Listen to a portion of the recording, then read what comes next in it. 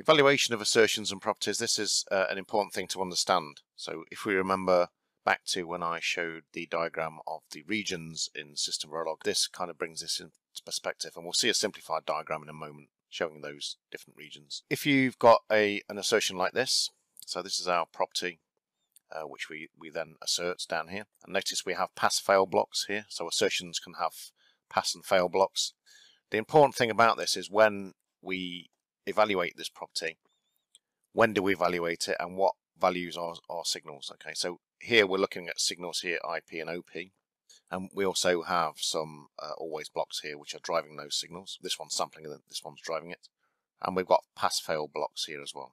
Okay, so basically this $display will be executed if the assert passes.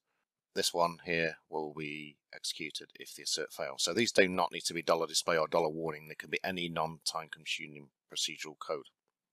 Okay, so obviously they can't consume time because you're evaluating this within a time slot. So when we evaluate the property, this property, we're using the values from the previous time slot, so the previous simulation time. Okay, so remember, a simulator is event-based, so that whatever the previous event was that caused an evaluation of some signals. So this is known as the preponed region, so that's important you understand that. And during the following region, so again this is a simplified diagram, it's the diagram in the LRM I'll just show you again. So if we go to the IEEE standard, this is the 2017 version, and if we search for regions and event scheduling regions, this will show us that diagram we saw before. Okay, so you can see there's quite a lot of things involved in there. So this is what we see in the slide as a simplified version of that.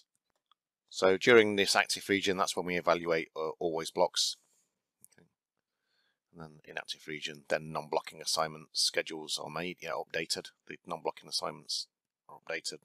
And then in this observed region, the assertion is evaluated. Okay, but it's evaluated, and this is an important thing, using the preponed values of the signals in the assert. Okay, so if we, for example, in the $display, if we were to write out the value of IP or an OP, they might not necessarily be the same as the values we used in the evaluation of the property. So that's where the assert is evaluated in the observed region using preponed values for signals.